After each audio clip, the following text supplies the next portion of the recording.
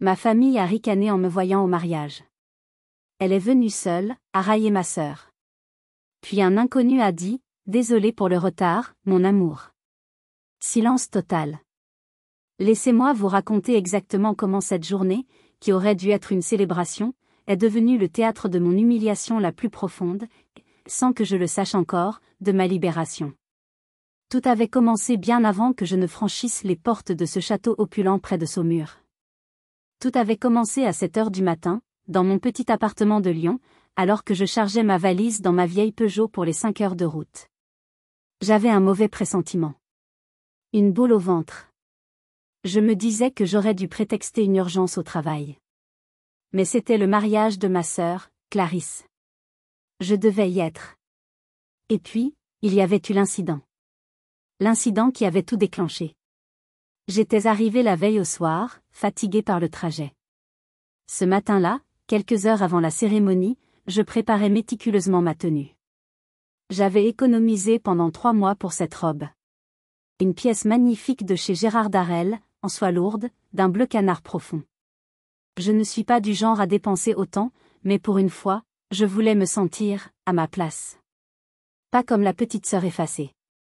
Clarisse est entrée dans ma chambre d'hôtel sans frapper, déjà un verre de crément à la main à 10 heures du matin. « Oh, Aveline, tu es là » a-t-elle dit, faussement enjouée. « Prête pour le grand jour ?» Elle s'est approchée de la robe, suspendue à l'armoire. Oh, c'est original, comme couleur. Et puis, le drame. Un geste maladroit. Un rire fin. Oh, zut! Ma main a glissé. Le liquide mousseux et collant s'est répandu sur tout le corsage de la robe. La soie a bu le vin instantanément, laissant une tache sombre et hideuse.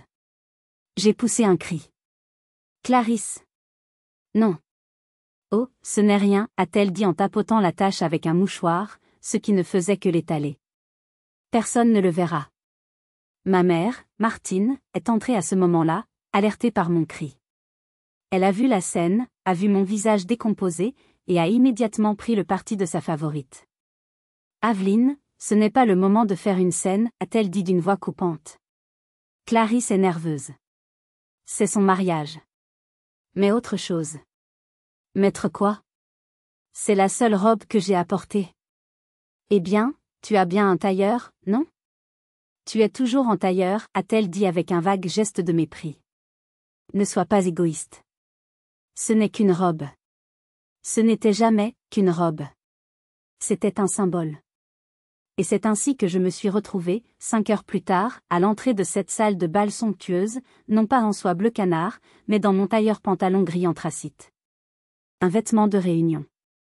Une armure de travail. Je me sentais comme une employée de bureau qui se serait trompée de fête. L'air sentait les roses et le champagne cher, mais tout ce que je pouvais sentir, c'était le poids de mon humiliation. J'ai vu Clarisse, rayonnante, rire avec son nouveau mari. Son regard a croisé le mien. Elle n'a pas eu l'air coupable. Elle a eu un petit sourire en coin, presque imperceptible, avant de se détourner. L'organisatrice, une femme au sourire plastifié, a consulté son plan de table. Mademoiselle Aveline. Aveline. Ah, oui. Son doigt a glissé loin, très loin de la table d'honneur. Par ici, s'il vous plaît. Elle m'a fait traverser toute la salle. J'ai dépassé la table d'honneur où mes parents levaient leur coupe. J'ai dépassé les tables des amis, remplies de rire. Nous avons continué, vers le fond. Le fond du fond. La table 14. Elle était coincée entre la porte battante des cuisines, d'où s'échappaient des bruits de vaisselle et des ordres criés, et la sortie de secours. Voilà, dit-elle poliment. C'est plus pratique ici, vous avez de l'espace. J'ai regardé les autres, privilégiés, de la table 14. Une vieille cousine de la famille du marié, qui semblait déjà dormir, et 2 adolescents, écouteurs vissés dans les oreilles. Et une chaise vide. La mienne. Je me suis assise. Le dossier était droit, la chaise inconfortable. Mon tailleur gris me serrait. Cette chaise froide et isolée à la table 14, à côté des cuisines bruyantes, n'était pas seulement un meuble. C'était un message. C'était la somme de toutes les fois où j'avais été mise de côté, de toutes les fois où ma présence était tolérée, mais jamais célébrée. Mon esprit a dérivé, loin de la musique assourdissante de la salle de bal, pour retourner dans les couloirs de mon passé. J'ai 16 ans. Toute ma classe de seconde part pour le voyage scolaire en Italie. Rome, Florence. J'en rêve depuis un an. J'ai travaillé tout l'été au Super U du quartier, mettant de côté chaque centime pour payer ma part. J'ai acheté un guide, j'ai surligné les musées que je veux voir. 3 jours avant le départ, ma mère tombe malade. Une mauvaise grippe, rien de grave, mais elle se plaint beaucoup. Clarisse, qui a 2 ans de plus, a une fête cruciale chez une amie ce week-end-là.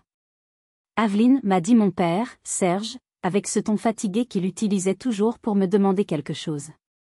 Tu sais que ta mère ne peut pas rester seule. Clarisse, eh bien, tu connais Clarisse. C'est important pour elle. Mais papa, l'Italie. J'ai tout payé.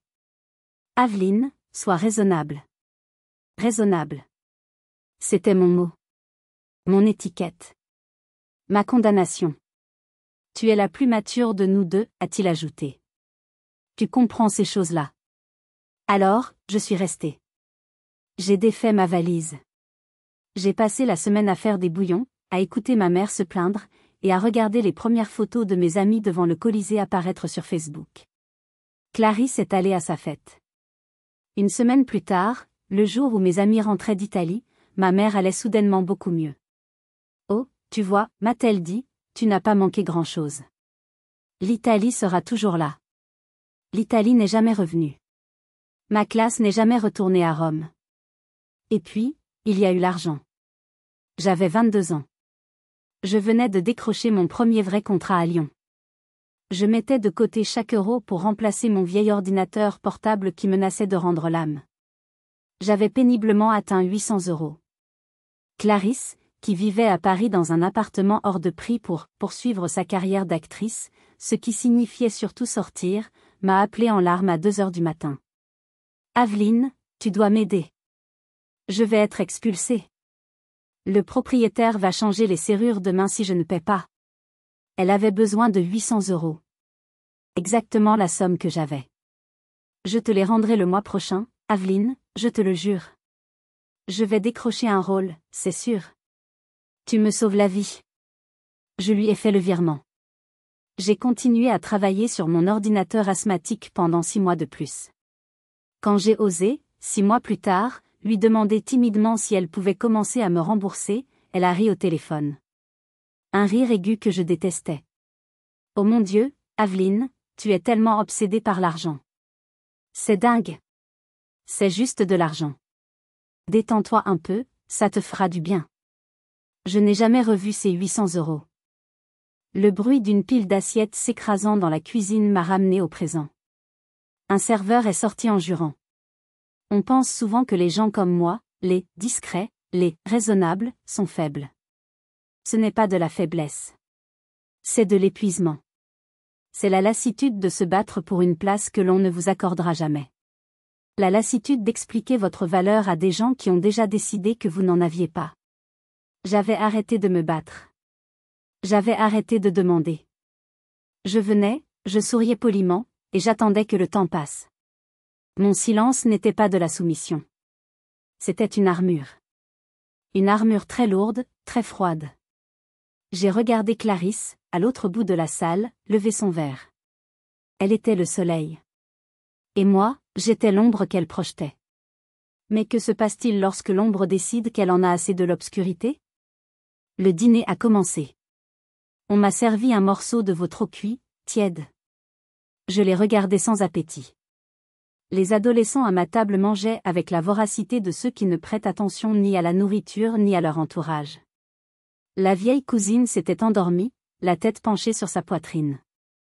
J'étais, de fait, entièrement seule. Les serveurs allaient et venaient, frôlant ma chaise à chaque passage de la porte battante des cuisines. Le courant d'air était glacial. Puis, ma tante Brigitte, la sœur de ma mère, une femme dont la voix portait comme une corne de brume, a repéré sa proie. Elle n'était même pas assise à notre table, mais elle s'est levée de sa place, une bien meilleure place, et a traversé la salle. Aveline, a-t-elle claironné, faisant se retourner plusieurs invités. Te voilà. Je ne t'avais pas vu, caché dans ton coin. Je me suis crispée, forçant un sourire. Bonsoir, tante Brigitte. Mais tu es toute seule, ma pauvre chérie? Elle a posé sa main lourde sur mon épaule, une fausse compassion dégoulinante. Mon Dieu! Toujours pas trouvé chaussure à ton pied? À Lyon, pourtant, ce n'est pas ce qui manque. Il ne faut pas être si difficile, tu sais. Chaque mot était une gifle publique. Le rouge me montait aux joues. Ma carrière me prend beaucoup de temps, tante, ai-je murmuré, espérant qu'elle abrège. La carrière, a-t-elle balayé d'un revers de main. C'est bien pour les hommes, ça. Mais une femme, ça a besoin d'un foyer, d'enfants. Ça ne te tiendra pas chaud la nuit, tes dossiers. Regarde ta sœur, elle a tout compris. Un mari merveilleux, une belle fête. Elle est repartie comme elle était venue, dans un nuage de parfums bon marché, laissant un silence gênant derrière elle. Les adolescents me regardaient maintenant, un sourire moqueur aux lèvres. J'ai baissé les yeux. J'ai planté ma fourchette dans le veau froid. Je voulais disparaître. J'aurais voulu être n'importe où, sauf là. J'aurais voulu être chez moi, à Lyon, avec mon chat et un bon livre. Mais le pire était encore à venir. Clarisse n'en avait pas fini avec moi. Le dessert à peine servi, le DJ a repris le micro, sa voix suintant une fausse énergie. Et maintenant, le moment que toutes les femmes célibataires attendent. Le la a anssé du bouquet. Un cri collectif d'excitation a parcouru la salle. Allez, mesdames. Toutes les femmes qui ne sont pas mariées, toutes celles qui cherchent l'amour, on se lève et on vient sur la piste. Je n'ai pas bougé. Mon estomac s'est transformé en un bloc de glace. S'il vous plaît, ne me remarquez pas, allez, on ne soit pas timide, a insisté le DJ. J'ai alors levé les yeux vers la table d'honneur. Et je l'ai vue. Clarisse. Debout, son bouquet de pivoine blanche à la main. Elle me regardait. Droit dans les yeux. Avec un sourire éclatant et cruel. Puis, elle a fait un geste. Un petit signe de tête vers moi, en direction de la piste de danse. Un geste que tout le monde pouvait voir. Oui, a crié Élodie, sa meilleure amie et témoin. Aveline. Viens. C'est pour toi. Le DJ a immédiatement suivi. Oui, Aveline. On a une candidate. Ne soyez pas timide, Aveline. C'est peut-être votre soir de chance. Et le projecteur, ce cercle de lumière infernale, s'est déplacé. Il a quitté la mariée et s'est posé, sur moi. Sur ma chaise. À la table 14. Le silence est tombé. Un silence total. Tous les visages, tous les 300 invités, étaient tournés vers moi. J'étais piégée. Si je restais assise, j'étais la vieille fille pathétique et aigrie. Si je me levais, j'étais la célibataire désespérée, courant après un bouquet comme si ma vie en dépendait.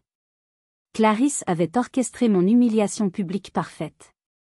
Elle me tenait. Les portes se sont ouvertes, non pas discrètement, mais avec une autorité qui a fait taire les derniers murmures. Un courant d'air frais a balayé la salle surchauffée, faisant danser les flammes des bougies. Un homme se tenait dans l'embrasure. Grand. Dans un costume bleu marine parfaitement coupé, qui semblait valoir plus cher que ma voiture. Il n'avait pas l'air perdu, ni gêné d'être en retard. Il avait l'air d'être exactement là où il devait être. L'organisatrice, celle qui m'avait si froidement reléguée, a eu un hoquet de panique. Oh, mon Dieu! Monsieur Girard! Enfin! Elle s'est précipitée vers lui, son carnet à la main, le visage soudainement anxieux. Nous vous attendions. Votre place est à la table d'honneur, bien sûr, venez. Il lui a adressé un sourire poli mais bref, coupant court à son bavardage. Ses yeux ont balayé la salle. Le DJ, totalement déconcerté par cette interruption digne d'un film, avait coupé la musique. Le projecteur était toujours braqué sur moi. Mon humiliation était suspendue dans le temps, comme un papillon épinglé. Les yeux de l'inconnu, Monsieur Girard, ont parcouru la salle, et se sont arrêtés. Sur moi. Il a vu le projecteur. Il a vu mon tailleur gris. Il a vu mon visage, probablement livide. Il a vu Clarisse, figée avec son bouquet. Et il a entendu tante Brigitte, qui n'avait pas pu s'empêcher de lancer à voix haute, « Eh bien, Aveline, tu vois. Il y a d'autres retardataires. Tu n'es pas la seule à être seule. » Le visage de l'homme s'est durci. Juste une fraction de seconde. Il a ignoré la main de l'organisatrice qui lui montrait la table d'honneur. Et il s'est mis à marcher. Il ne se pressait pas. Chaque pas était délibéré. Il a traversé la piste de danse vide, ses chaussures italiennes émettant un son mat sur le parquet. Il a dépassé les tables des amis. Il s'est avancé, chaque pas étant amplifié par le silence assourdissant de la salle. Il se dirigeait droit sur moi. Mon cœur a cessé de battre. Je ne comprenais pas. C'était une erreur. Il m'avait confondu avec quelqu'un d'autre. Il est arrivé à la table 14. Les adolescents avaient enfin levé la tête de leurs écrans, les yeux ronds. Tante Brigitte avait la bouche grande ouverte. Il s'est arrêté devant moi. Il s'est penché, pas trop près, mais suffisamment pour que je sente le parfum discret de son eau de Cologne, un mélange de bois de cèdre et de bergamote. Et d'une voix chaude, claire, et assez forte pour que les tables voisines, et probablement la table d'honneur, entendent, il a dit. Désolé pour le retard, mon amour. La circulation depuis Paris était terrible. Il a souri. Un sourire qui n'était que pour moi. Puis, il s'est penché un peu plus et a déposé un baiser léger sur ma joue. Ce n'était pas un baiser passionné ou déplacé. C'était un baiser, familier. Un baiser qui disait, je suis là, tout va bien. La salle de bal a retenu son souffle collectivement. J'étais figée. Je ne pouvais ni bouger, ni parler. C'était un rêve. Un rêve absurde. Il s'est redressé et a regardé l'organisatrice, qui avait l'air d'avoir vu un fantôme. Il doit y avoir une erreur sur votre plan, a-t-il dit calmement. Ma place est ici. Aux côtés de ma compagne. Mais... Monsieur Girard, a-t-elle bégayé, votre nom est, à la table d'honneur. Alors, je pense que la place de mademoiselle Aveline est aussi à la table d'honneur. N'est-ce pas? Il m'a regardé, un éclat d'amusement dans les yeux, comme pour me demander la permission de continuer ce jeu insensé. Je n'ai fait qu'hocher la tête, incapable de former un mot. Il m'a alors tendu la main. Une main large, chaude. Viens, chérie. J'ai posé ma main dans la sienne. Une décharge électrique m'a parcouru. Il m'a aidé à me lever. Et devant toute ma famille, devant tante Brigitte médusée, devant ma sœur Clarisse dont le sourire avait disparu pour laisser place à une incrédulité totale, il m'a conduite. Nous avons retraversé toute la salle de bal, main dans la main. Le projecteur nous suivait. Ce n'était plus une marche de la honte. C'était une marche triomphale. Mais qui, diable, était cet homme? La marche jusqu'à la table d'honneur m'a semblé durer une éternité. Le silence était si épais qu'on aurait pu le découper au couteau. Je sentais 300 paires d'yeux rivés sur mon dos. Sur ma main dans la sienne. Sur mon tailleur gris. Mais la chaleur de sa main était un ancrage. Nous sommes arrivés à la table d'honneur. Le chaos logistique était total. L'organisatrice, en panique, a fait signe à 2 serveurs. Vite! 2 chaises. Ici. Tassez-vous. Ils ont dû tasser mon oncle et ma cousine. Ils nous ont installés juste en face de mes parents et de Clarisse. L'épicentre du drame familial. Je me suis assise. Lui, Monsieur Girard, s'est assis à côté de moi. Il a déplié sa serviette blanche et l'a posée sur ses genoux, comme si c'était la chose la plus normale au monde. L'atmosphère à la table était électrique. Ma mère, Martine, avait les lèvres pincées si fort qu'elles avaient disparu. Elle me foudroyait du regard. Mon père, Serge, tout sautait dans sa serviette, regardant fixement son assiette. Et Clarisse? Oh, Clarisse! Son visage était un masque de fureur contenue. Elle tenait sa coupe de champagne d'une main si crispée que je m'attendais à ce qu'elle la brise.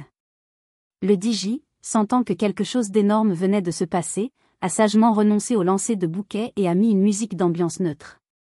L'homme à côté de moi s'est penché. Sa voix était basse, un murmure juste pour moi, au milieu du tumulte silencieux. Je m'appelle Bastien Girard. Et je vous demande 1000 pardons pour cette entrée en scène. Vous aviez l'air d'avoir besoin d'un allié. J'ai tourné la tête vers lui, enfin capable de parler, ma propre voix un murmure. Mais, pourquoi? Je ne vous connais pas. Vous m'avez confondu. Il a eu un petit sourire. En fait, si. Enfin, vous ne me connaissez pas, mais moi, je vous reconnais. J'ai froncé les sourcils. C'était impossible. Je me serais souvenu d'un homme comme lui. Lyon, a-t-il dit. Il y a 5 ans. Une conférence sur le marketing digital. À la Cité internationale. Je me suis creusé la mémoire. 5 ans? C'était une éternité. J'assistais à des dizaines de conférences pour mon travail. J'étais au fond de la salle, a-t-il continué, complètement désabusé par mon travail. J'étais sur le point de tout plaquer, de démissionner. Je ne vois vraiment pas, ai-je dit, sincèrement perdu. Vous portiez une chemise verte, a-t-il précisé. Une chemise verte. L'image m'est revenue d'un coup. Une chemise en soie verte. Ma tenue, armure, de l'époque, celle que je mettais quand je devais me donner du courage. Je me souviens de la conférence, ai-je admis. L'orateur était un type arrogant de Paris. Exact, a dit Bastien. Un type qui ne parlait que de maximiser les profits et de stratégie agressive, point. Mais je ne me souviens pas de vous. C'est normal. J'étais juste un visage dans la foule. Un costume parmi tant d'autres. Mais vous avez pris la parole. Il m'a regardé, et son expression n'était plus amusée. Elle était sérieuse. Intense. Respectueuse. C'était la session de questions-réponses, a-t-il murmuré. L'orateur venait de passer 10 minutes à expliquer comment manipuler les chiffres pour impressionner les actionnaires, comment contourner certaines éthiques pour gagner, point. Le souvenir est devenu plus net.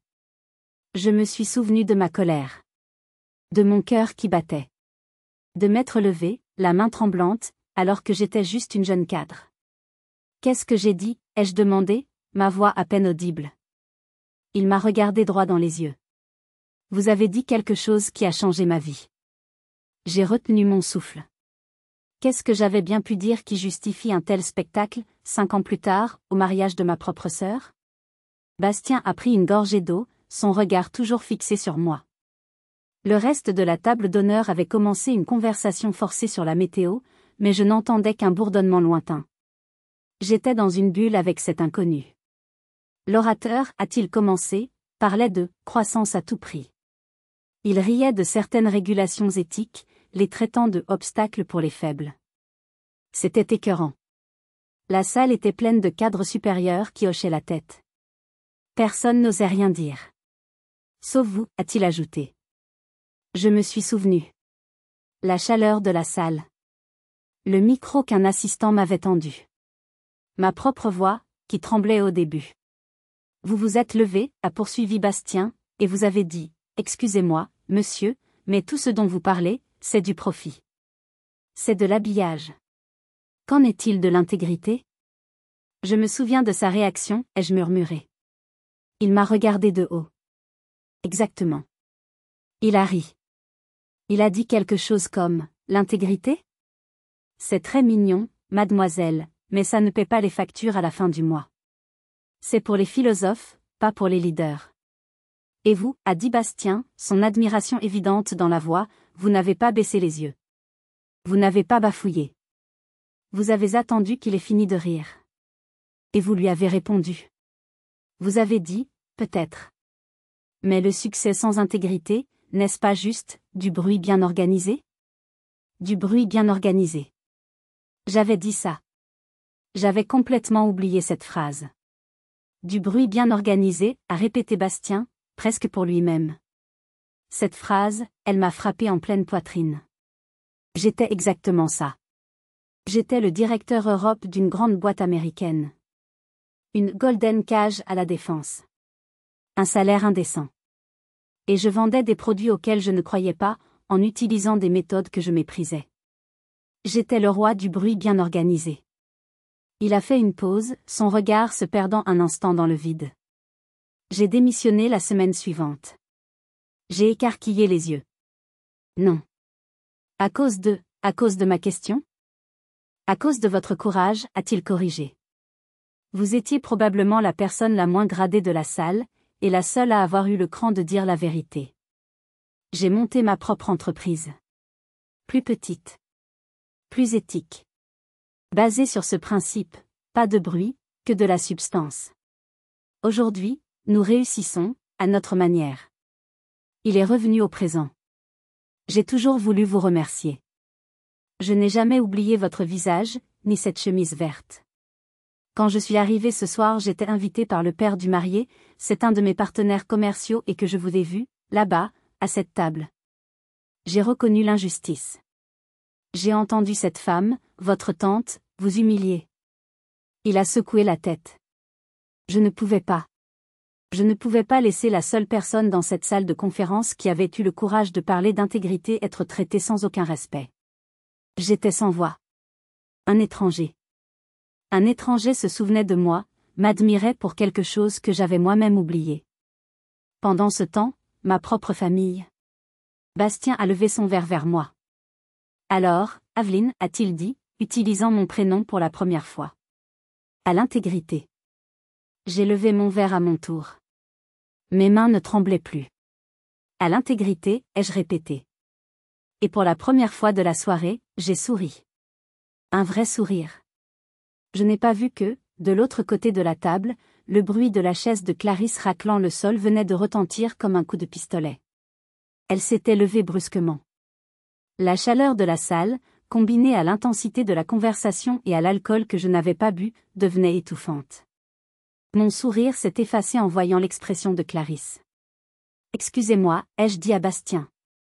J'ai besoin de prendre l'air. » « Bonne idée, a-t-il répondu en se levant immédiatement. « Je vous accompagne. » Nous nous sommes levés, laissant la table d'honneur dans sa stupeur. Nous avons marché jusqu'à la grande porte-fenêtre qui donnait sur les jardins. Je l'ai ouverte et je suis sorti sur la terrasse en pierre. L'air frais de la vallée de la Loire était un soulagement. La musique s'est atténuée, remplacée par le chant des grillons et le bruit lointain d'une fontaine.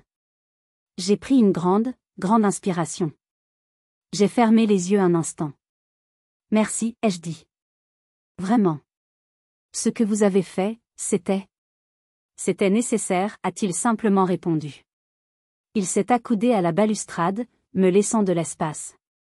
Nous sommes restés là un instant, en silence. Un silence apprécié. Alors c'est ça. La voix stridente de Clarisse a déchiré la nuit. Elle a déboulé sur la terrasse, sa robe de mariée magnifique traînant sur les pierres sales. Son visage n'était plus celui d'une mariée heureuse. Il était rouge, tordu par une rage que je ne lui connaissais pas. « Combien tu l'as payé ?» a-t-elle craché. J'ai reculé, choqué. « Quoi ? De quoi tu parles ? » Cet homme, a-t-elle crié en pointant Bastien du doigt. Cette escorte. Tu as engagé un escorte pour venir à mon mariage ? Clarisse, tu es folle. Tu ne supportes pas que ce soit mon jour, n'est-ce pas ? Il a toujours fallu que tu ramènes tout à toi. Depuis qu'on est petite. Tu es pathétique, Aveline. Si pathétique que tu dois payer des hommes pour prétendre être avec toi. Tu me dégoûtes. Chaque mot était un coup de poignard. Bastien, lui, n'a pas bougé, la regardant avec une froide curiosité. Clarisse, ça suffit. La voix de ma mère nous a rejointes. Elle était sortie, elle aussi, son châle serré autour d'elle, l'air sévère. Mais elle ne regardait pas Clarisse. Elle me regardait, moi. Aveline, tu fais honte à la famille, a-t-elle dit, sa voix basse et sifflante. Comment oses-tu faire une telle scène ? C'est le jour de ta sœur. Ton égoïsme n'a donc absolument aucune limite ? L'égoïsme.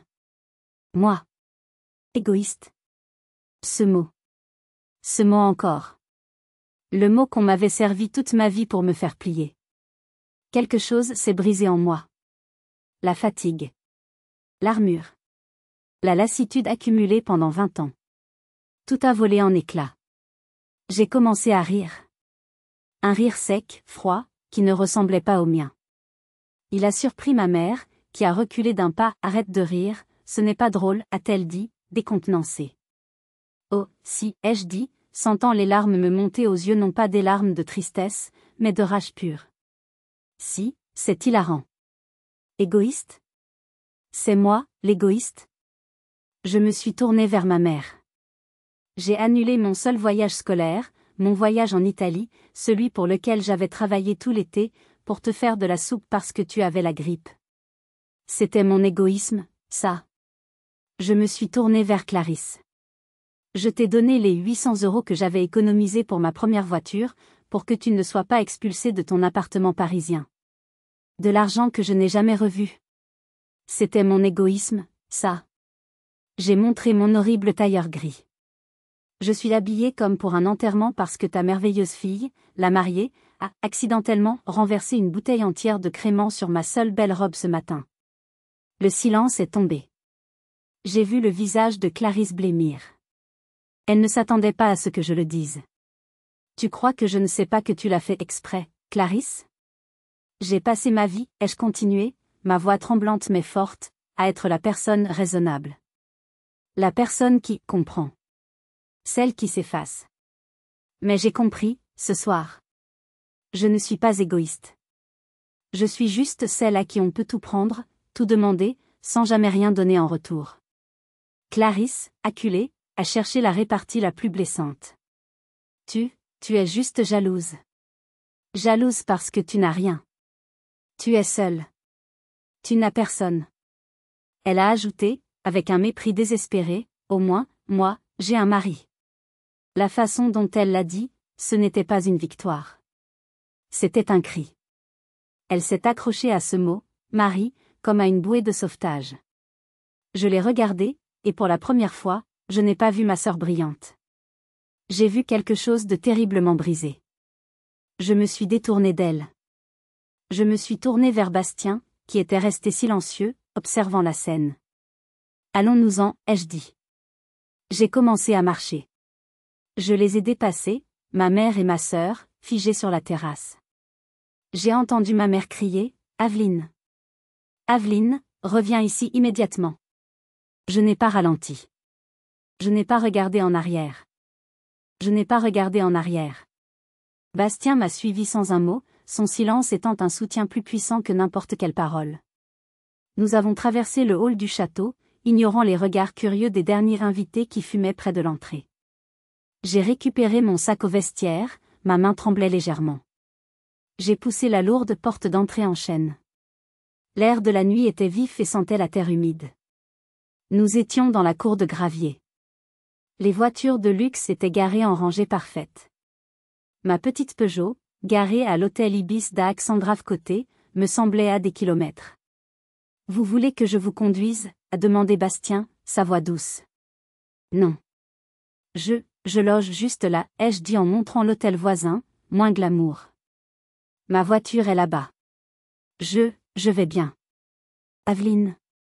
S'il vous plaît, l'ai-je coupé, ma voix se brisant presque. J'ai besoin d'être seule. Vraiment. Mais merci. Pour tout. Vous n'imaginez pas ce que vous avez fait. Il m'a regardé longuement. J'ai vu de l'inquiétude dans ses yeux, mais aussi du respect. Il a hoché la tête. D'accord. Prenez soin de vous. Il n'a pas demandé mon numéro. Il n'a pas insisté. Il m'a juste laissé partir. J'ai traversé le parking en gravier, mes talons s'enfonçant à chaque pas. J'ai atteint ma voiture. Je suis montée dans ma chambre d'hôtel, j'ai fermé la porte à clé, j'ai verrouillé le loquet. Et je me suis appuyée contre le bois frais de la porte. Le silence. Un silence total, assourdissant, après le drame. Je m'attendais à m'effondrer. À pleurer toutes les larmes de mon corps. Mais je ne ressentais rien. Juste un vide immense. Et une étrange, incroyable légèreté. C'était fini. J'avais dit la vérité. J'avais crié ma colère. Le barrage s'était rompu. J'ai enlevé ce tailleur gris ridicule, cette armure de seconde zone, et je l'ai jeté en boule dans un coin de la chambre. Je l'ai regardé avec dégoût. J'ai ouvert ma valise. J'ai commencé à rassembler mes affaires, à les jeter méthodiquement dedans. Je ne pliais rien. Je fourrais tout. Je partirais à l'aube. Retour à Lyon. Retour à ma vie. J'étais en train de fermer la fermeture éclair, qui résistait, quand on a frappé à la porte. Toc. Toc. Toc. Un coup léger, presque hésitant. J'ai figé. Mon cœur s'est emballé. Qui pouvait ce être? Bastien, qui aurait changé d'avis? Ma mère, venue pour finir la dispute, pour me sommer de m'excuser? J'ai marché à pas de loup jusqu'à la porte. J'ai regardé par l'œilleton. Et mon souffle s'est coupé. Clarisse. Seule. Sa robe de mariée était froissée. Son voile avait disparu. Son maquillage avait coulé, créant des rivières noires sur ses joues. Elle tenait une petite bouteille de champagne du minibar de sa suite nuptiale. J'ai hésité. Une partie de moi, la partie fatiguée, voulait éteindre la lumière et faire semblant de dormir. Mais la partie qui avait parlé sur la terrasse, la nouvelle Aveline, a déverrouillé la porte. J'ai ouvert. Elle m'a regardé, ses yeux rouges et gonflés. Elle n'était plus la reine du bal. Elle ressemblait à une adolescente perdue. Ne pars pas, a-t-elle murmuré, sa voix rauque. S'il te plaît. Pas tout de suite. Je n'ai rien dit. Je me suis écartée pour la laisser entrer. Elle est entrée dans la chambre impersonnelle de l'hôtel Ibis. Elle a vu ma valise, prête sur le lit. Elle n'a pas cherché de chaise. Elle a glissé le long du mur et s'est assise par terre, sa robe à 5 000 € s'étalant comme une flaque de meringue sale sur la moquette bon marché. Elle a essayé d'ouvrir la bouteille de champagne, mais ses mains tremblaient trop. Le bouchon lui a résisté. Je n'y arrive pas, a-t-elle dit, et sa voix s'est brisée. Elle a posé la bouteille et a mis son visage dans ses mains. Et elle s'est mise à pleurer. Pas des larmes de colère ou de frustration. Des sanglots profonds, déchirants, qui venaient du plus profond de son être. La fille en or, la préférée, celle qui avait tout, venait de s'effondrer à mes pieds. Il me trompe, Aveline, a-t-elle suffoqué à travers ses larmes. Je le sais. Je le sais depuis des mois. Si vous êtes arrivé jusqu'ici, laissez un commentaire pour nous dire ce que vous auriez fait à la place d'OP. Vous pouvez aussi écrire simplement le chiffre 1 pour montrer que vous suivez encore. Et dites-nous, vous regardez cette histoire depuis quelle région ou quel pays? Je suis restée debout, ma valise entre nous deux comme une barricade symbolique. L'odeur de la laque et du champagne éventé flottait autour d'elle. Il te trompe, ai-je répété, sans émotion. Juste un constat. Avec Élodie, a-t-elle sangloté, et ce nom a été comme un second coup. Ma témoin. Ma meilleure amie, point. Élodie. Qui lui avait arrangé son voile toute la journée. Qui m'avait souri avec pitié pendant le discours de tante Brigitte. Le puzzle s'assemblait dans une image grotesque. J'ai vu les messages sur son téléphone il y a 3 mois, a continué Clarisse, parlant au sol, incapable de me regarder. Des choses horribles. Des photos. Des plans pour après le mariage. Et tu l'épouses quand même? La question m'a échappé, plus froide que je ne le voulais. Elle a relevé la tête, son visage dévasté par le mascara et la douleur. Et je devais faire quoi, Aveline, a-t-elle presque crié. Annuler? Annuler le château? Les 300 invités? Les cadeaux? Dire à papa et maman que leur fille en or, leur fille parfaite, était une idiote cocue que son fiancé trompait avec sa meilleure amie? Elle a ri, un son horrible, étranglé. Je leur en ai parlé. J'ai essayé. Tu sais ce que maman m'a dit? J'ai secoué la tête, même si je pouvais deviner. Elle m'a dit, Clarisse, les hommes sont comme ça. Ils ont des faiblesses. L'important, c'est la façade. C'est ce que les gens voient. Il vient d'une bonne famille, il a une belle situation. Tu as tout ce qu'il faut. Ne gâche pas tout pour une histoire de fille stupide. La façade. Toujours la façade. La maudite façade familiale. Elle m'a dit de tenir bon, a-t-elle murmuré. De garder la tête haute. De sourire. Alors j'ai souri. J'ai souri pendant les essayages. J'ai souri pendant la cérémonie. J'ai souri quand Élodie m'a fait un discours en pleurant. Nous sommes restés silencieux un long moment. Le seul son était ses reniflements qui s'apaisaient. Je te déteste, a-t-elle soudainement lancé. Mais cette fois, ce n'était pas avec la rage de la terrasse. C'était avec une tristesse infinie. Je sais, ai-je répondu doucement. Non, tu ne sais pas, a-t-elle dit. Je t'ai vu ce matin. Tu es arrivé de Lyon, seul, dans ta petite voiture. Tu as ton propre appartement, ton propre travail que tu aimes. Tu n'as besoin de personne. Elle a regardé ma valise, prête à partir. Et tu peux partir. Quand tu veux. Tu peux juste claquer la porte et partir. Elle m'a regardé, et ses yeux se sont remplis de larmes à nouveau. Moi, je ne peux pas. Je suis piégée. Je suis piégée dans cette robe, dans ce mariage, dans cette vie que maman a construite pour moi.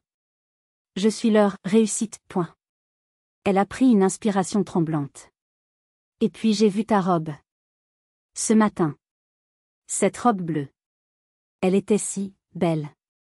Si, toi. Tu allais être magnifique. Tu allais être libre, et sûre de toi. Et moi, j'étais dans ma cage dorée, en train de sourire à l'amante de mon futur mari. Mes yeux se sont posés sur le tailleur gris, chiffonné au sol. Le crément, ai-je dit, plus comme une affirmation que comme une question. Elle a baissé les yeux. Je ne sais pas ce qui m'a pris. C'était méchant. J'ai vu ta robe, et j'ai vu ta liberté. Et j'ai voulu l'attacher. J'ai voulu te salir, te ramener à mon niveau de misère. C'était intentionnel, Aveline. C'était odieux. Et je suis tellement désolée. Elle a fouillé dans le corsage de sa robe, près de son cœur, et en a sorti quelque chose. Un morceau de carton plié. C'était le menu du mariage. Elle me l'a tendu. Regarde au dos, a-t-elle dit. Je l'ai pris. Au dos, sous les détails dorés du menu prestige, elle avait écrit quelque chose au stylo, d'une écriture tremblante, probablement cachée dans les toilettes. Tu n'as jamais été invisible, Aveline. C'est moi qui avais peur de ta lumière.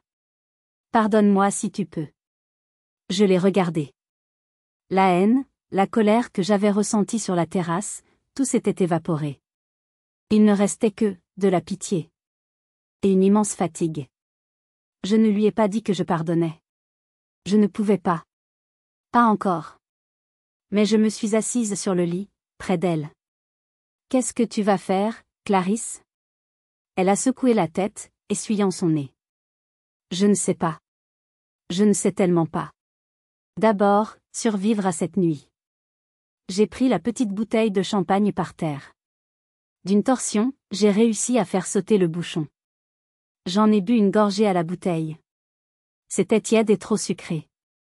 Je lui ai tendu. Elle l'a prise. Deux sœurs, assises sur la moquette d'un hôtel Ibis, partageant une bouteille tiède, pendant que la fête de son mariage battait son plein de l'autre côté de la rue. La vie était vraiment étrange. Je suis restée avec Clarisse jusqu'à ce que ses larmes se tarissent. Nous n'avons pas beaucoup parlé. Il n'y avait rien à dire. Nous avons fini la bouteille. Vers 3 heures du matin, elle s'est levée, chancelante, sa robe souillée. Je dois y retourner, a-t-elle dit, sa voix vide. Mon mari va se demander où je suis. Le mot mari sonnait faux dans sa bouche. Clarisse, ai-je dit, tu n'es pas obligée. Si, a-t-elle répondu, remettant déjà son masque. La façade, tu te souviens? Le spectacle doit continuer. Elle a ouvert la porte. Ne pars pas sans me dire au revoir. Je verrai, ai-je dit. Elle est partie. J'ai refermé la porte. Le sommeil était impossible. Mon esprit tournait à 1000 à l'heure. J'ai remis des vêtements propres, un jean et un pull, et je suis sortie. Je ne pouvais pas rester dans cette chambre. L'aube n'était pas loin. L'air était froid et sentait l'herbe mouillée. Je suis retournée vers le château. Pas pour la fête, qui devait s'éteindre, mais pour les jardins. J'avais besoin d'espace. J'ai marché vers l'arrière, là où la musique était inaudible. Il y avait des guirlandes lumineuses encore allumées, suspendues entre les arbres. Et il était là. Bastien. Assis sur un banc de pierre, regardant l'horizon qui commençait à pâlir. Il avait enlevé sa veste de costume, il était en chemise blanche. Il s'est retourné en m'entendant approcher. Il n'a pas eu l'air surpris. Je n'arrivais pas à dormir, a-t-il dit simplement. Moi non plus, ai-je répondu en m'arrêtant à quelques mètres. Il m'a regardé. Vous allez bien? Votre sœur? C'est compliqué, ai-je dit. Son mariage est un désastre. Et apparemment, ma robe aussi. Il a eu un petit sourire triste. Je m'en doutais. Il a fait un geste vers un thermos posé à côté de lui. J'ai convaincu l'employé de la réception de me faire du chocolat chaud. Il y en a assez pour deux. Il a versé le liquide fumant dans le couvercle et me l'a tendu. J'ai accepté. J'ai enroulé mes mains froides autour du gobelet. Le chocolat était riche et amer. Vous n'étiez pas obligé de rester, ai-je dit en m'asseyant à l'autre bout du banc, gardant une distance respectueuse. Je sais. Je ne voulais pas vous laisser seul après ça. Mais je ne voulais pas non plus m'imposer. Nous avons bu en silence pendant un moment, regardant le ciel passer du violet au rose pâle. Je veux être clair, Aveline, a-t-il dit soudainement, sans me regarder. Je ne suis pas un chevalier servant. Je ne suis pas le prince charmant. Je n'aime pas sauver les demoiselles en détresse. Je me suis tournée vers lui, surprise. Ce que j'ai fait ce soir, a-t-il continué, ce n'était pas pour vous sauver, ou pour être un héros. J'ai vu une femme que j'admire profondément, une femme dont les paroles m'ont littéralement guidée pendant 5 ans, se faire traiter d'une manière inacceptable. C'était une question de respect. C'est tout. J'ai hoché la tête, sentant une bouffée de gratitude. C'était mieux. Mieux qu'un sauvetage romantique. C'était réel. Ma sœur, ai-je commencé, elle est jalouse. De ma liberté. C'est elle qui a, enfin, peu importe. Je m'en doutais, a-t-il dit. La façon dont elle vous regardait. La façon dont elle a dit « j'ai un mari », ce n'était pas de la fierté. C'était une bouée de sauvetage. Il s'est enfin tourné vers moi. Je ne veux pas m'immiscer dans vos histoires de famille. Ce n'est pas ma place. Il a fouillé dans la poche de sa veste de costume, posée à côté de lui. Il en a sorti une carte de visite. Je suis à Paris. Mais le hasard fait bien les choses, j'ai une réunion très importante à Lyon la semaine prochaine. Mardi. Il m'a tendu la carte. Si vous le souhaitez. J'aimerais beaucoup vous inviter à prendre un café. Un vrai café. Calme. Sans drame familial ni projecteur. J'ai pris la carte. Bastien Girard, PDG. Girard Solutions. Pas de pression, a-t-il ajouté rapidement. Vraiment. Si vous ne m'appelez pas, je comprendrai parfaitement.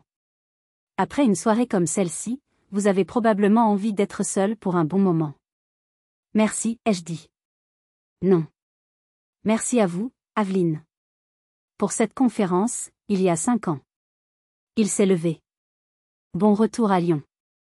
Il a récupéré sa veste et son thermos, m'a fait un dernier signe de tête, et il est parti. Je suis restée sur le banc, regardant le soleil se lever, la carte de visite de Bastien dans une main et le menu du mariage de Clarisse dans l'autre. Pour la première fois depuis des années, je sentais que j'avais le choix. Je ne suis pas partie à l'aube.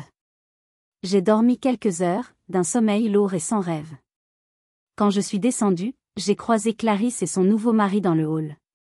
Ils prenaient le petit déjeuner avec mes parents et les siens.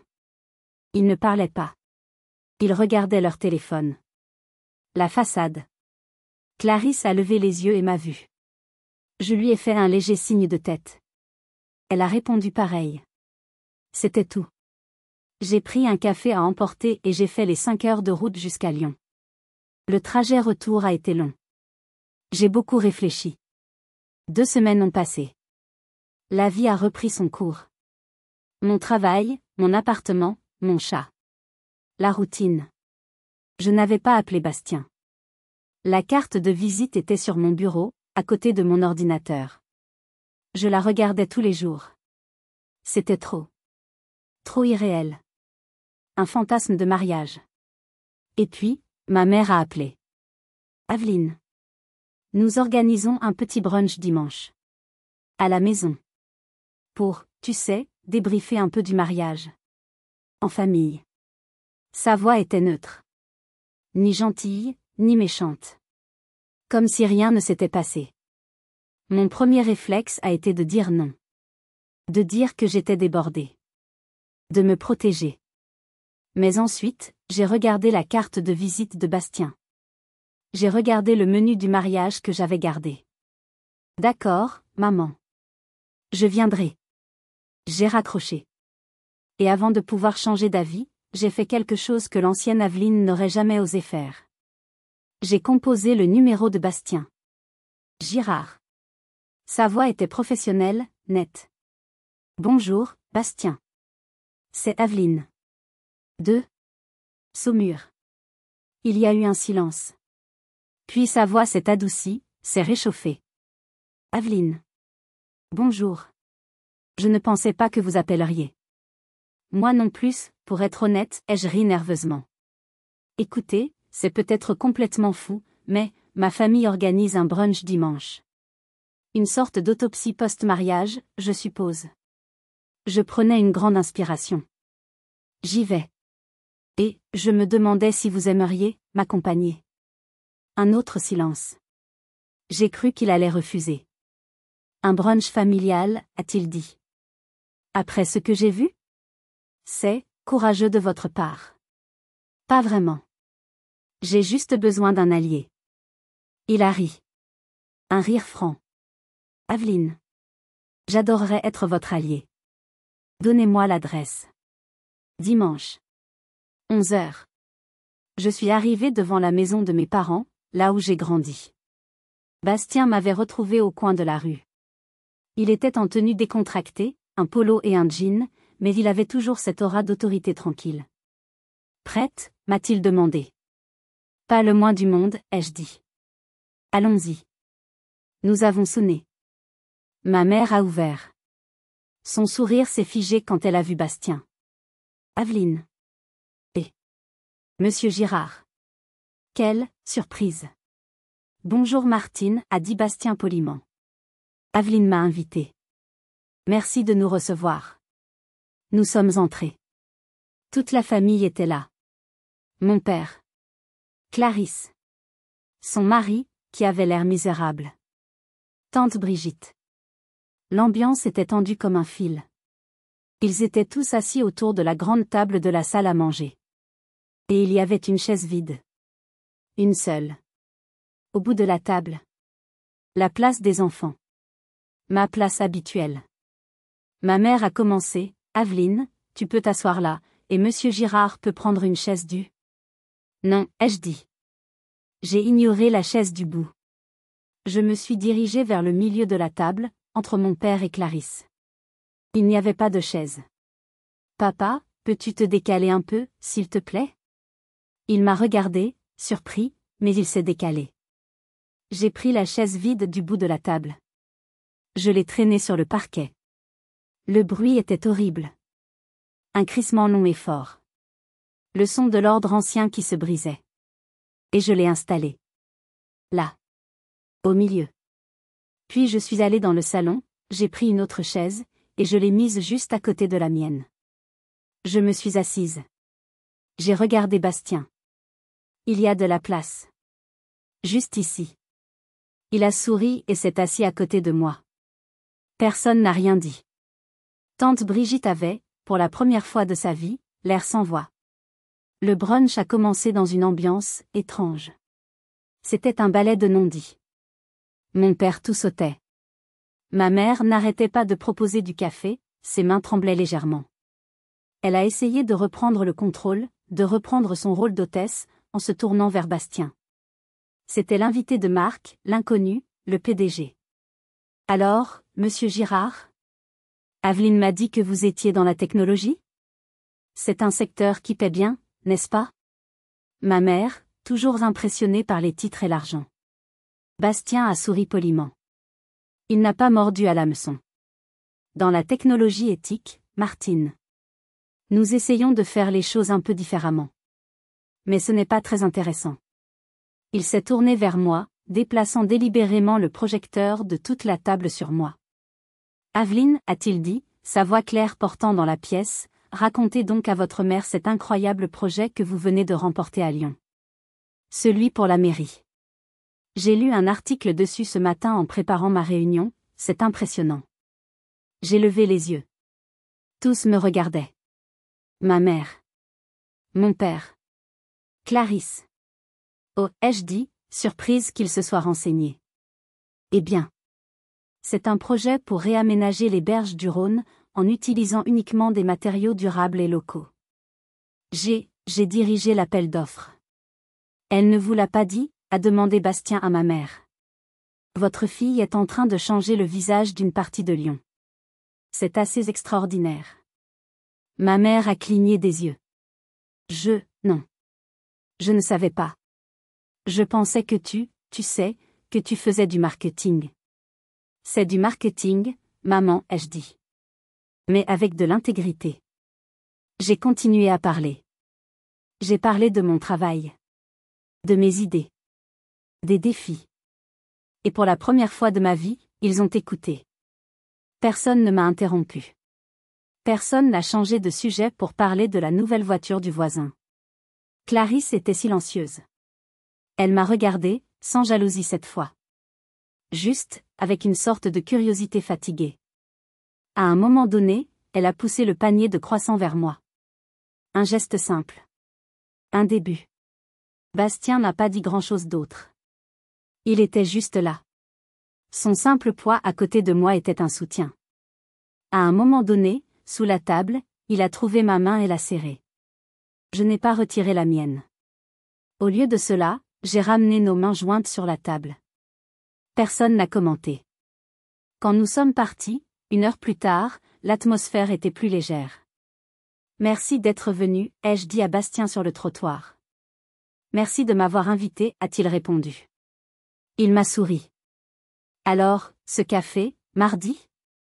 C'est toujours d'actualité? Oui, ai-je dit. Ce café, mardi.